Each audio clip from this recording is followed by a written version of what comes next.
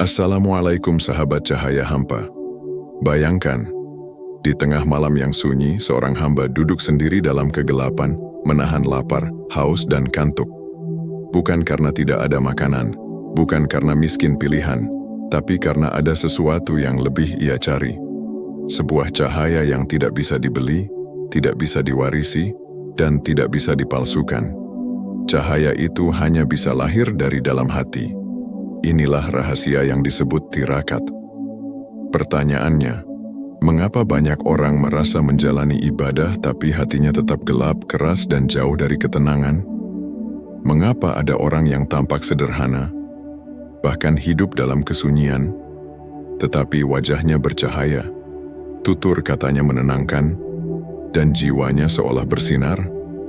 Rahasianya ada pada puasa tirakat, jalan sunyi yang sejak dulu ditempuh oleh para nabi, wali, dan pencari hakikat.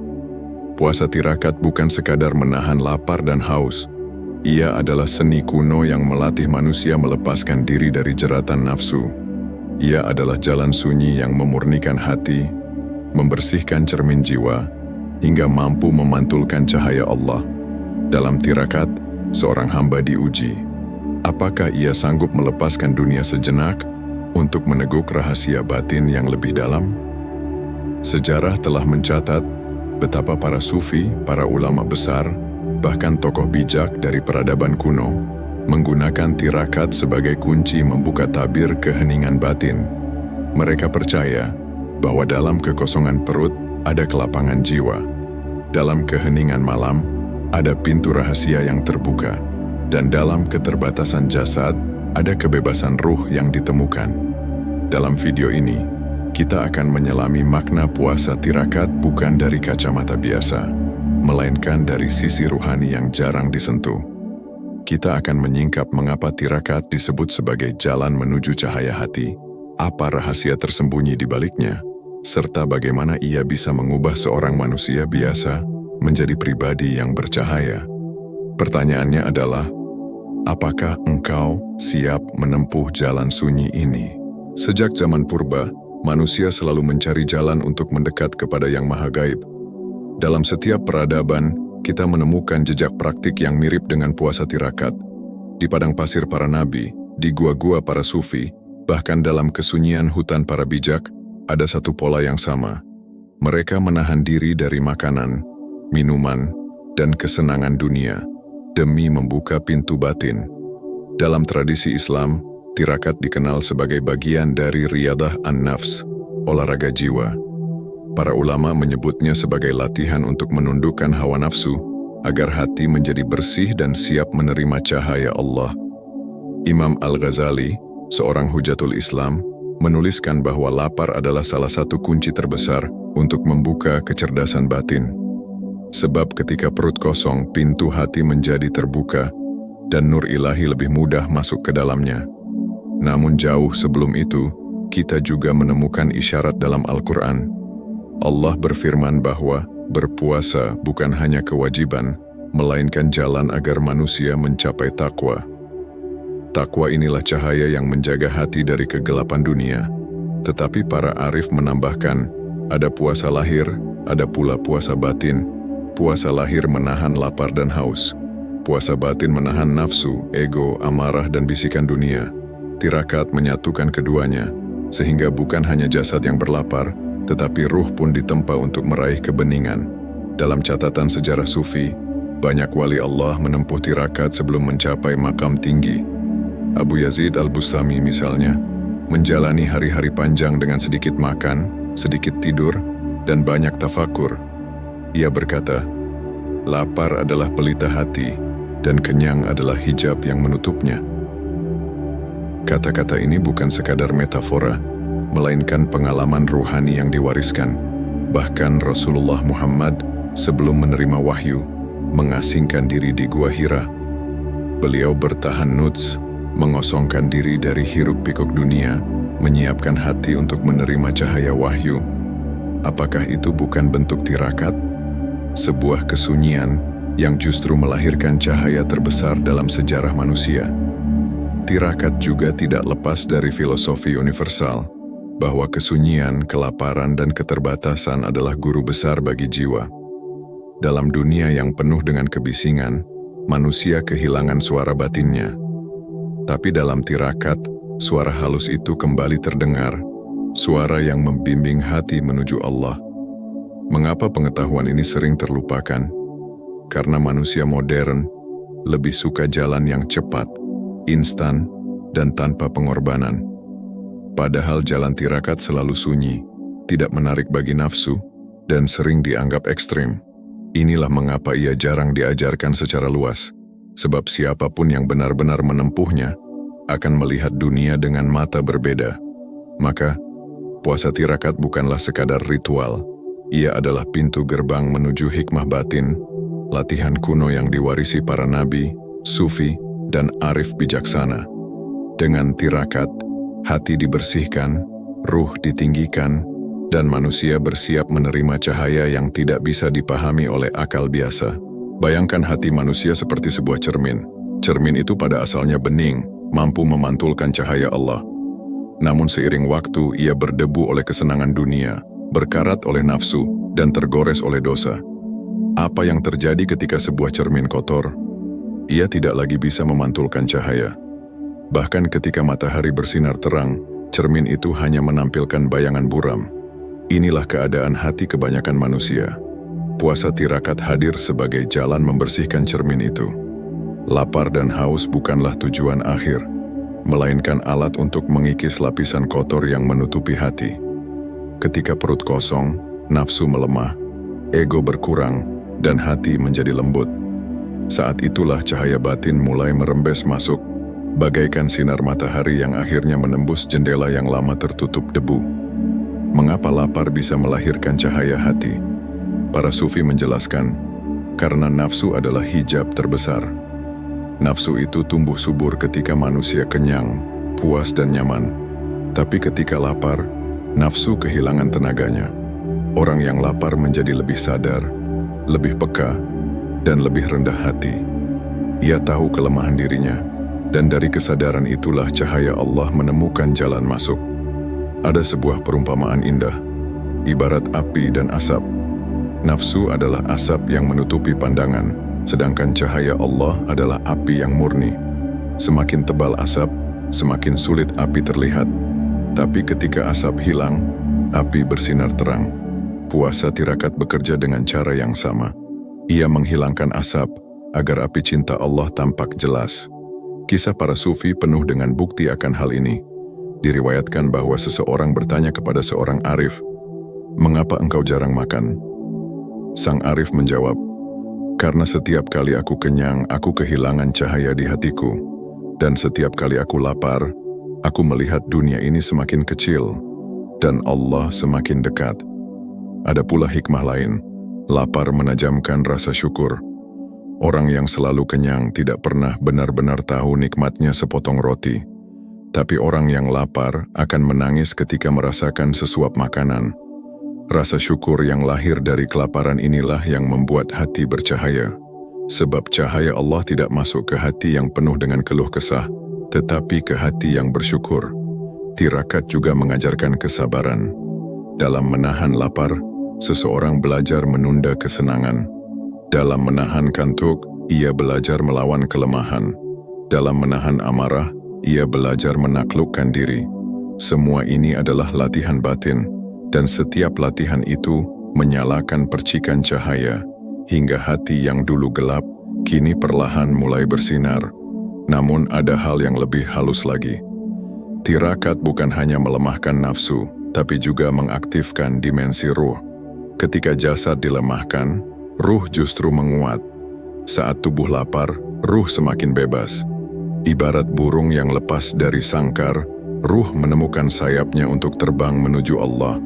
Inilah rahasia mengapa para sufi sering menemukan ketenangan luar biasa dalam tirakat, meski tubuh mereka tampak letih. Tapi, apakah tirakat hanya untuk para wali? Tidak. Setiap orang bisa menapakinya, sesuai kadar masing-masing. Bahkan tirakat sederhana, seperti mengurangi makan, menjaga diam, atau memperbanyak tafakur, sudah cukup untuk membuat hati lebih tenang. Sebab cahaya tidak pernah meminta syarat yang rumit, ia hanya menuntut hati yang siap untuk menerimanya. Maka, inti puasa tirakat bukan sekadar menahan lapar. Ia adalah proses menyucikan hati, mengembalikan cermin jiwa pada kejernihannya, dan membuka jalan bagi cahaya Allah untuk hadir. Cahaya itu tidak selalu berupa penglihatan gaib atau mukjizat. Kadang ia hadir sebagai ketenangan yang tak tergoyahkan, kejernihan pikiran, atau rasa cinta yang begitu dalam kepada Sang Pencipta. Ada sebuah paradoks yang selalu menyelimuti tirakat. Dari luar ia tampak seperti penyiksaan diri, menahan lapar, haus, dan kenyamanan. Tetapi dari dalam, ia justru menghadirkan kebebasan, kelegaan, dan ketenangan. Inilah rahasia yang membuat banyak orang keliru memahami tirakat. Mereka mengira itu adalah beban, padahal sebenarnya ia adalah pembebasan. Seorang arif pernah berkata, orang yang kenyang adalah tawanan dunia, dan orang yang lapar adalah penguasa dirinya. Kata-kata ini tampak sederhana, tapi mengandung kedalaman. Nafsu ibarat penguasa tirani yang mengikat manusia dengan rantai, tak kasat mata. Ketika kita menuruti semua keinginannya, kita sesungguhnya sedang diperbudak. Tetapi ketika kita mengekangnya melalui tirakat, kita memutus rantai itu dan menemukan kebebasan sejati. Tirakat juga mengajarkan rahasia kesunyian. Dunia modern selalu mengajarkan kebisingan. Semakin banyak yang dimiliki, semakin hebat manusia dianggap. Tapi tirakat justru mengajak ke jalan sebaliknya. Semakin sedikit yang diambil dari dunia, semakin banyak yang masuk ke hati. Bukankah Allah berfirman bahwa dunia hanyalah permainan dan senda gurau? Maka, ketika hati melepaskan permainan itu, barulah ia siap menangkap cahaya yang lebih abadi. Ada pula kesalahpahaman besar. Sebagian orang mengira tirakat adalah jalan untuk memperoleh kekuatan supranatural. Memang benar, ada cerita para sufi yang diberi karamah setelah menjalani tirakat panjang. Tetapi, karamah bukan tujuan. Karamah hanyalah bayangan dari cahaya, bukan cahayanya sendiri.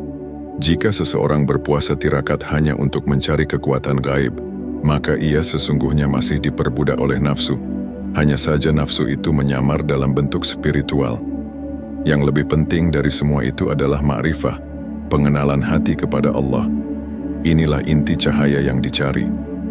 Tirakat hanyalah pintu dan cahaya hati adalah hasilnya.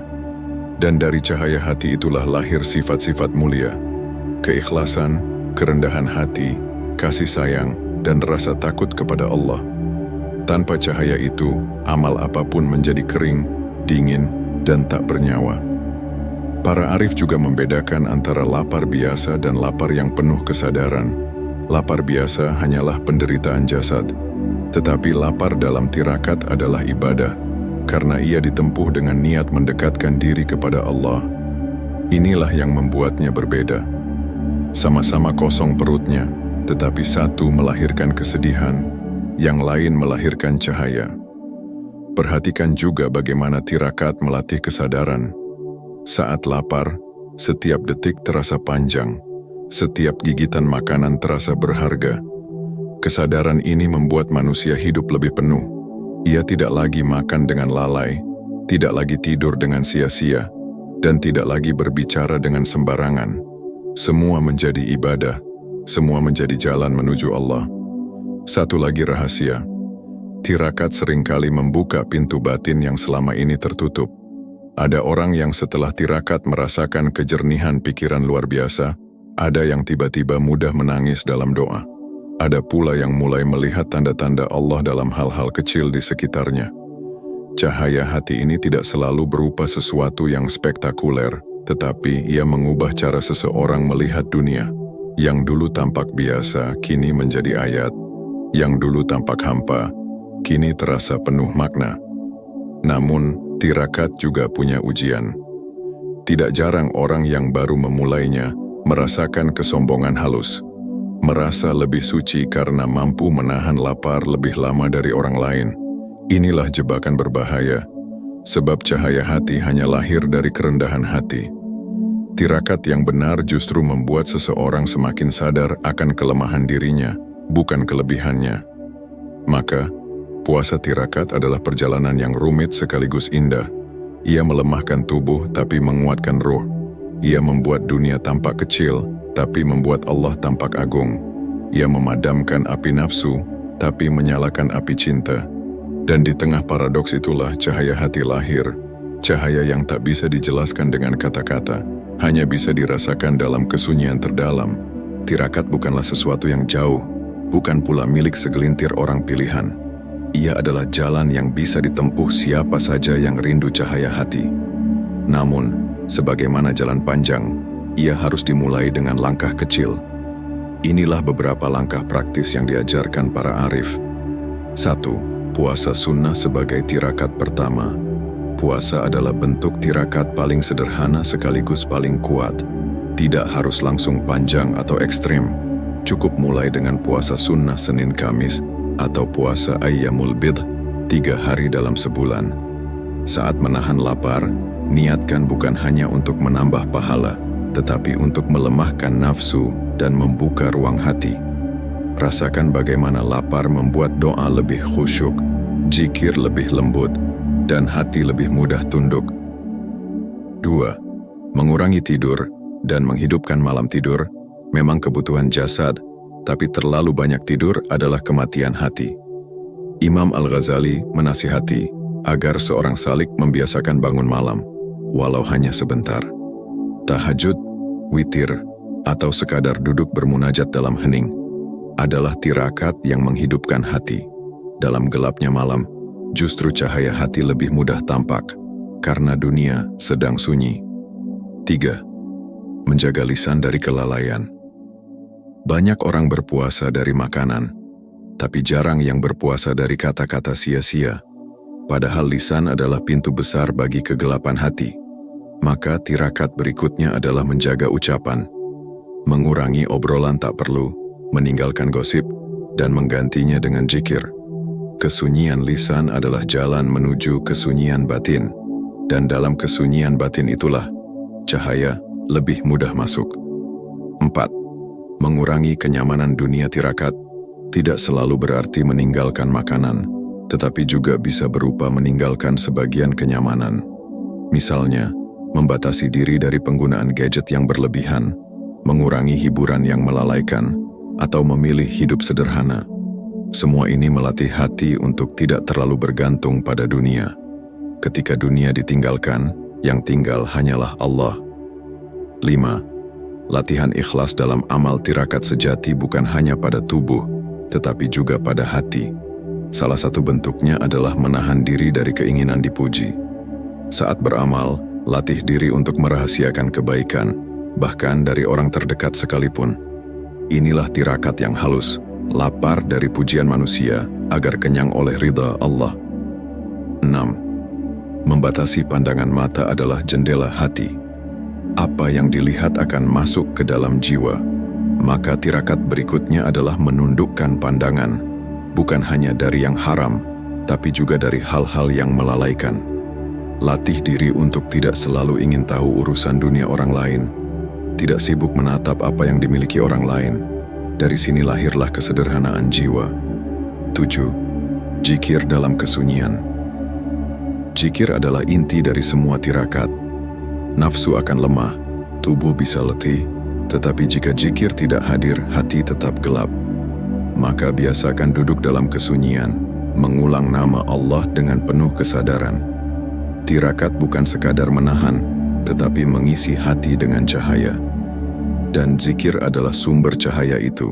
Namun semua bentuk tirakat ini memiliki syarat, keseimbangan. Jangan sampai tirakat justru membuat tubuh hancur sebelum hati bercahaya. Imam Al-Ghazali menekankan, tirakat harus dilakukan dengan bimbingan ilmu dan niat yang benar. Jika tubuh rusak, ibadah lain bisa terhalang. Maka pilihlah bentuk tirakat sesuai kemampuan, tetapi istiqamah. Yang terpenting bukan seberapa keras tirakat dijalani, melainkan seberapa jujur hati dalam menjalaninya. Ada orang yang hanya puasa 1 hari, tetapi hatinya penuh ikhlas, dan itu lebih bercahaya daripada 1000 hari tirakat tanpa niat yang murni. Ingat pula bahwa cahaya hati tidak selalu tampak instan. Kadang butuh waktu, butuh kesabaran, bahkan butuh air mata dalam kesendirian. Tetapi setiap langkah kecil akan mendekatkan. Setiap lapar yang ditahan, setiap tidur yang dipangkas, setiap kata sia-sia yang ditinggalkan, semua adalah batu bata yang membangun jalan menuju cahaya. Pada akhirnya, tirakat bukanlah tujuan melainkan jembatan. Tujuannya hanyalah satu, mendekat kepada Allah hingga hati dipenuhi oleh cahayanya. Saudaraku, puasa tirakat bukan sekadar lapar yang kau tahan, bukan pula sekadar ritual yang kau jalani. Ia adalah perjalanan sunyi menuju cahaya, jalan yang sering tersembunyi dari pandangan dunia, tapi selalu terbuka bagi hati yang rindu. Setiap rasa haus yang menekan, setiap detik lapar yang kau sabar hadapi, sebenarnya adalah pesan lembut dari Allah bahwa dunia ini fana dan hanya Dia yang kekal. Setiap malam yang kau lalui dengan mata terjaga, setiap doa lirih yang kau bisikkan dalam sunyi, adalah langkah-langkah kecil menuju samudera cinta ilahi. Puasa tirakat mengajarkan kita sebuah rahasia besar, bahwa cahaya hati tidak bisa dibeli, tidak bisa diwarisi, tidak bisa dipinjam. Ia hanya lahir dari ketulusan, dari keberanian menolak keinginan nafsu, dari kesediaan menanggung perih demi meraih ridha Allah. Dan ingatlah, cahaya hati bukan sekadar hiasan batin. Ia adalah pelita dalam gelap, kompas dalam kebingungan, dan benteng dalam godaan. Siapapun yang memilikinya akan berjalan ringan di dunia, dan lebih ringan lagi ketika melangkah menuju akhirat. Maka, mulai sekarang, jangan pandang tirakat sebagai beban, tapi sebagai hadiah. Jangan anggap lapar itu musibah, tapi anggaplah ia undangan. Undangan untuk memasuki ruang sunyi di dalam jiwa, ruang yang sering tertutup karena kenyang dunia, tapi kini kembali terbuka karena engkau berani menahan diri. Akhirnya, aku tinggalkan pertanyaan untuk kita renungkan bersama. Jika cahaya hati adalah bekal paling berharga di hadapan Allah, beranikah kita mulai menapaki jalan tirakat, walau dengan langkah kecil, demi menyambut cahaya itu? Semoga kita semua diberi kekuatan untuk menempuh jalan ini, dengan rendah hati, dengan sabar, dan dengan cinta yang hanya tertuju kepadanya. Jika engkau merasa video ini menyentuh hatimu, jangan lupa bagikan kepada sahabatmu, agar cahaya ini menyebar lebih luas. Tekan tombol like, tinggalkan komentar, dan jangan lupa subscribe agar kita terus bersama-sama menyingkap rahasia hikmah yang tersembunyi.